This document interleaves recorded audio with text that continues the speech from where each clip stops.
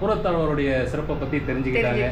அது உங்க திருவாய் மொழிந்து சொன்னது எனக்கு அடியனுக்கு ரொம்ப பாக்கியம். ரொம்ப நன்றி மேடம். எனக்கும் இது பாக்கியம். இது இத்தனை பேருக்கு போய் சேரும்போது என்னோட எனக்கும் இது பாக்கியம் தான். ரொம்ப நன்றி, ரொம்ப நன்றி. தேங்க்யூ.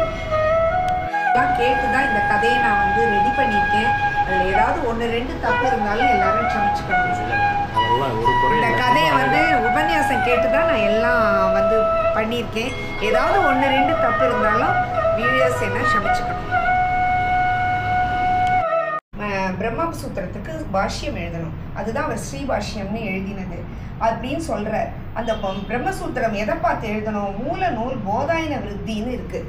அந்த போதாயன விருத்தி போதாயன மகரிஷி எழுதின அந்த கிரந்தம் காஷ்மீரில் சாரதா பீடத்தில் இருக்குது. அதை பார்த்து தான் நீ எழுதணும்னு சொல்கிற. அதனால் கூரத்தாழ்வானும் ராமானுஜரும் இதுக்கு கிளம்பி போகிறான், காஷ்மீருக்கு கிளம்பி போனால் அங்கே போய் அந்த காஷ்மீர் பண்டிதர்களை வாதத்தில் ஜெயிச்சு அந்த கிரந்தத்தை வாங்குறான். ராத்திரி உட்காந்துட்டு அங்கே ராத்திரி தங்கியிருக்கும் போது கொஞ்ச நேரம் படிச்சுட்டு ராமானுஜர் உடையவர் சாயனிச்சுன்றார். அப்போ மறுநாள் காத்தால எழுந்துண்டா காஷ்மீர் பண்டிதர்கள் வந்து அதை திருப்பி கொடுன்னு கேட்குறா. ஏன்னு கேட்டால், நீ ஜெயிச்சதுக்கு ஒரு நாள் தான் உங்களுக்கு டைமு, இதுக்கு மேலே எங்களால் கொடுக்க முடியாதுன்னு வாங்கின்னு போய்ட்றா. ராமானுஜர் மனசு ரொம்ப கலங்கி போய்டுறார். அச்சோ, என்னோட ஆச்சாரியனோட மனோரதத்தை என்னால் நிறைவேற்ற முடியாது போல இருக்கே, இப்படி ஆயிடுத்தே அப்படின்னா, இவ்வளோ கஷ்டப்பட்டதெல்லாம் வீணாக போயிடுத்தே அப்படின்னா.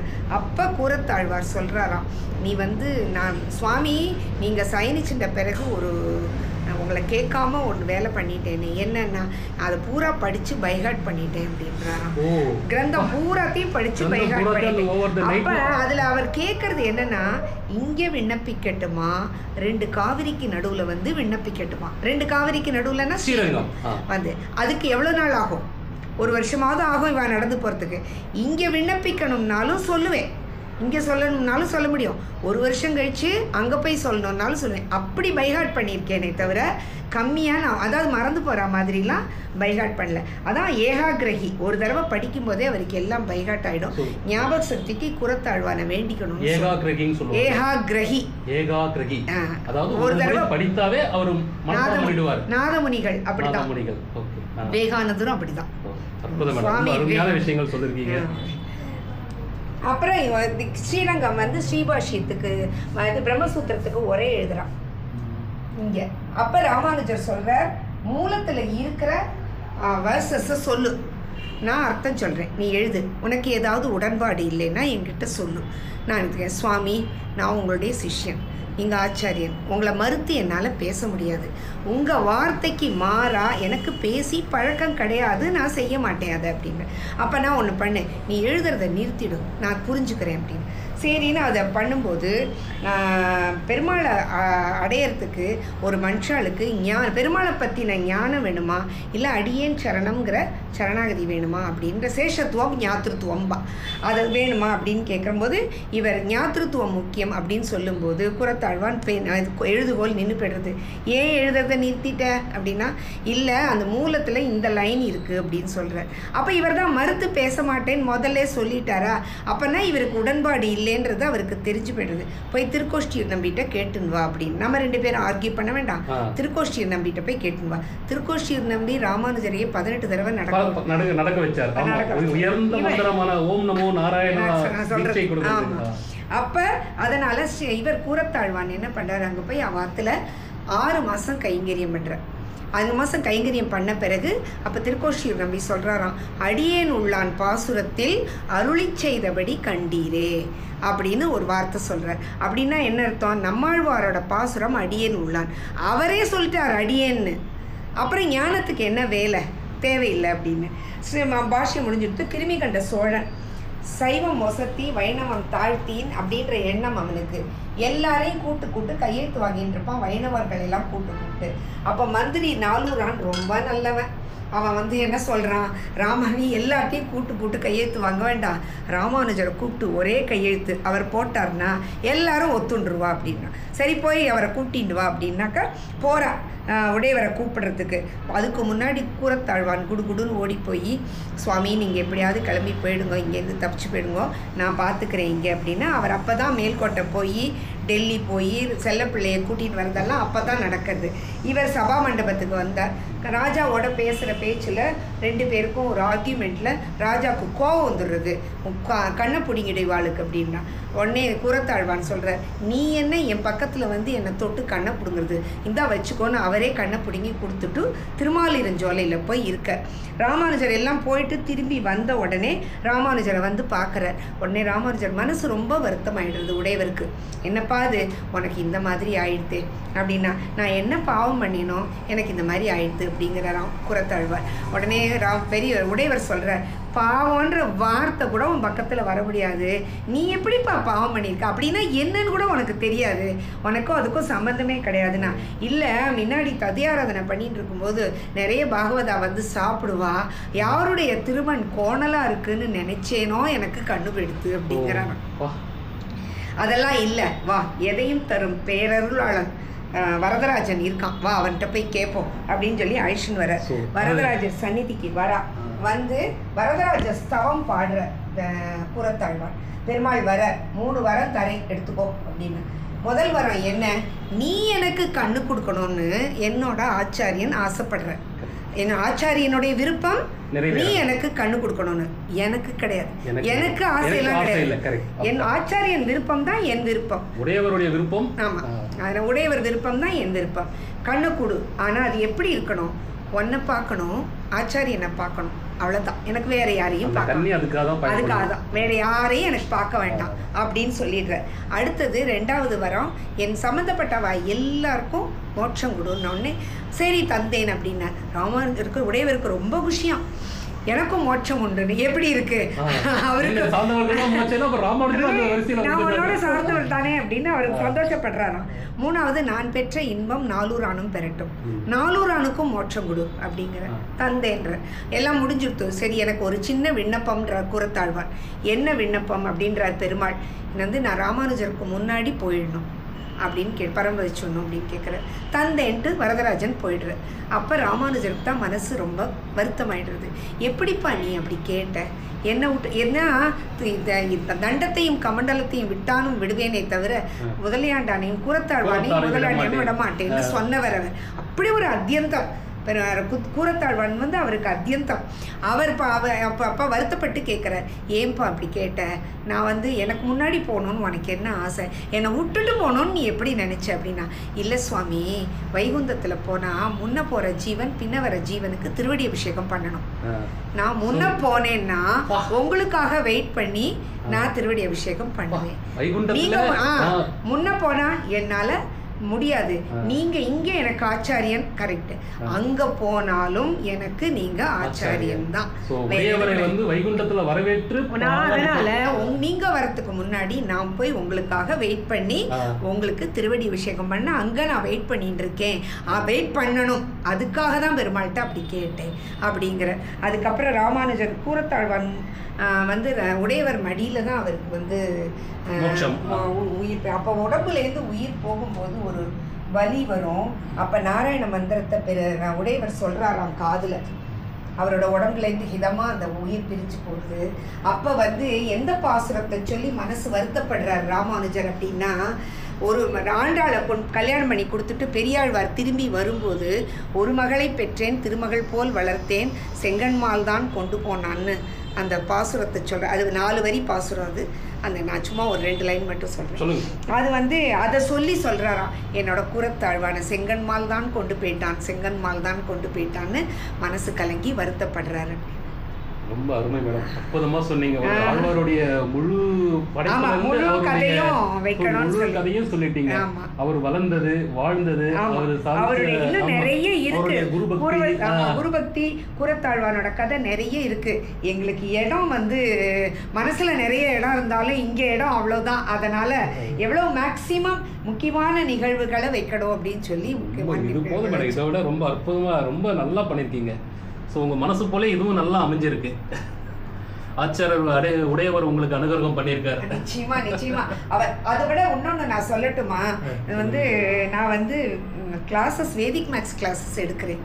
இங்கே அதில் வந்து இந்த அப்போ நான் பசங்கள்லாம் கிளாஸ்க்கு வருவா, நான் இங்கே பொம்மையை பண்ணி வச்சுருப்பேன். நிஜமாவே சொல்கிறேன், எனக்கு ராமானுஜரை இப்படி தானே பார்த்துருக்கோம், இந்த இடம்லாம் வந்து ஒன்றும் இருக்காது. நான் இந்த மாதிரி பண்ணி வச்சுருந்தேன். அப்போ வந்து ஒரு பொண்ணு வந்தா, சின்ன பொண்ணு 2வது தான் படிக்கிறா. அவள் வந்தா, என்ன நீங்கள் இந்த பொம்மை ராமானுஜர் பொம்மையா அப்படின்னா, ஆமான்னு. என்ன மொட்டை மொட்டையாக பண்ணி வச்சிருக்கே அப்படின்னா, ஏம்மா இங்கேருந்து பார்த்தா அப்படி தரமா தெரியும், கிடையாது சின்ன குடுமி இருக்கும், எங்க பாட்டி சொல்லியிருக்கா அப்படின்னா. அப்பாடி, என் பொம்மையில ஒரு குத்தம் வர இருந்தது. ஒரு குழந்தை வந்து குழந்தை ரூபத்துல பகவான் சொல்லிட்டான், உடையவர் வந்து இல்ல அந்த குத்தம் வரக்கூடாதுன்னு. அதனால பார்த்து பார்த்து குடுமி வச்சேன். முன்பக்கத்துல இருந்து தெரியக்கூடாது, பின்னாடி மட்டும்தான் தெரியணும்னு. அந்த சின்ன பாப்பா சொன்னது மாதிரி குழந்தை சொன்னது எனக்கு நிஜமாவே பகவான் வந்து ராமானுஜர் வந்து இல்ல இந்த பொம்மையில கொஞ்சம் இது இருக்கு பார்த்தோம், நோட்டீஸ் பண்ணாங்க மேடம். அந்த எல்லா பொம்மையிலும் பாத்தீங்கன்னா பின்னாடி சின்ன குடுமி மாதிரி, பின்னாடி சின்ன குடுமி, அது வந்து முன்னாடில இருந்து தெரியக்கூடாது. கரெக்ட். ரொம்ப எனக்கு புல்லரிச்சு போன விஷயம் அதுதான். ரொம்ப ஒரு நம்ம அறியாம செஞ்ச ஒரு குறைய வந்து பகவான் எப்படி செஞ்சிட்டாரு. இத நான் வெச்ச பிறகு யாராவது விஷயம் தெரிஞ்சவா வந்து சொல்லிருந்தா எனக்கு கஷ்டமா இருந்திருக்கும். கரெக்ட், வருத்தமா இருந்திருக்கும். அடடா இவ்வளவு கஷ்டப்பட்டு எல்லாம் பண்ணி இந்த ஒரு இதை நம்ம கவனிக்காம விட்டுட்டோமேன்னு. அதுக்கு இல்லாம பகவான் எனக்கு வந்து முன்னாடியே வந்து சொல்லி கொடுத்து செஞ்சார்ல, எவ்வளவு நான் இதுவா தன்யோஸ்மியா இருக்கணும் இல்லையா. நிஜமா மேடம், உங்களை சேவிச்சது எனக்கு ரொம்ப பெரும் பாக்கியம். இன்னைக்கு இந்த விஜயதசமி நன்னாள்ல வந்து எனக்கு எடுத்து கொடுக்கறது எனக்கு ரொம்ப சந்தோஷமா இருக்கு. இதனால இன்னும் நிறைய பேர் இவரோட சரித்திரத்தை கேட்பா. அடுத்தாப்புல கூரத்துக்கு போகும்போது ஓ அந்த இதுல பார்த்தமே அப்படின்றது எல்லாருக்கும் ஞாபகம் இல்லையா. சேனல் பார்க்குற வியூவர்ஸ் சப்ஸ்கிரைபருக்கும் இன்னைக்கு ஒரு நல்ல ஒரு உபயோகமான ஒரு நல்ல செய்தி அவங்களை போய் சேரணுன்றது தான் எங்களுடைய விருப்பம். இன்னைக்கு வந்து அடியாராகிய கூரத்தாழ்வாருடைய சிறப்பை பத்தி தெரிஞ்சுக்கிட்டாங்க. அது உங்க திருவாய்மொழிந்து சொன்னது எனக்கு அடியானுக்கு ரொம்ப பாக்கியம். ரொம்ப நன்றி மேடம். எனக்கும் இது பாக்கியம். இது இத்தனை பேருக்கு போய் சேரும்போது என்னோட எனக்கும் இது பாக்கியம் தான். ரொம்ப நன்றி, ரொம்ப நன்றி. Thank you.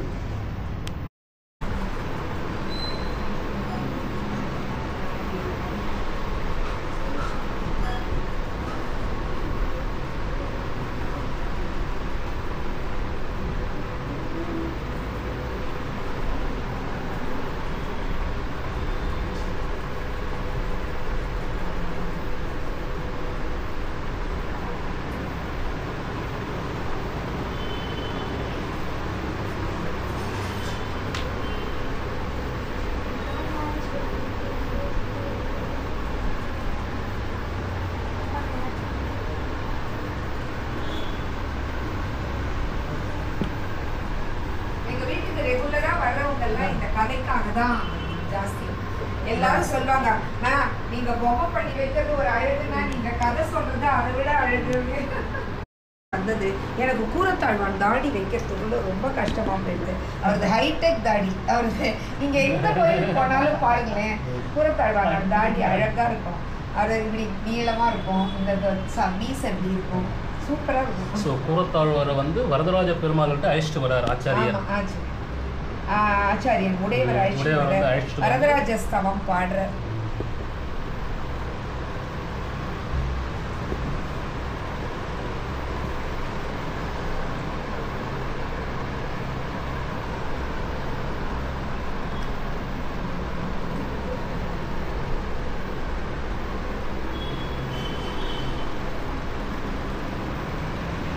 இந்த கதையை ரொம்ப இவங்க உபன்யாசம்லாம் கேட்டு தான் இந்த கதையை நான் வந்து ரெடி பண்ணியிருக்கேன்.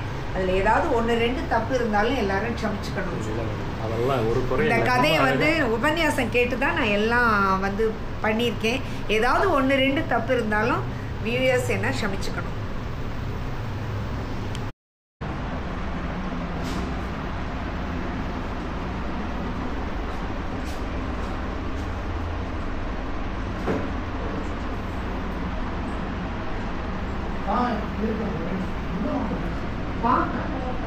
வாங்க வாங்க பத்மப்ரியே பத்மஹஸ்தே பத்மாலயே பத்மதளாய தாட்சி விஸ்வப்ரியே விஷ்ணு மனோனுகூலே தத்பாத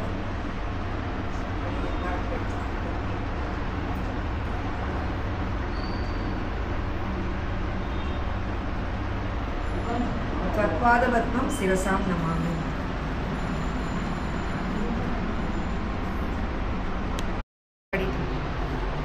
பத்மப்ரியே பத்மினி பத்மஸ்தே பத்மாலயே பத்மதளாயதாக்ஷி விஸ்வப்ரியே விஷ்ணுமனோனுகூலே त्वत्पादपद्मं शिरसां नमामि पद्मपादं शिरसां नमामि शिरसां नमामि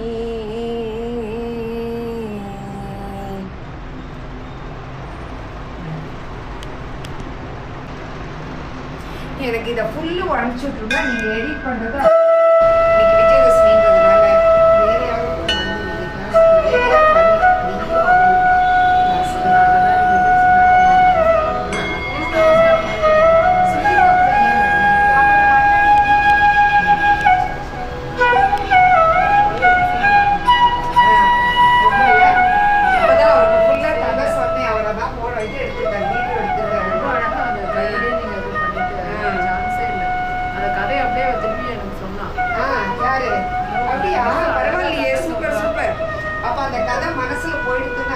வெரி குட்.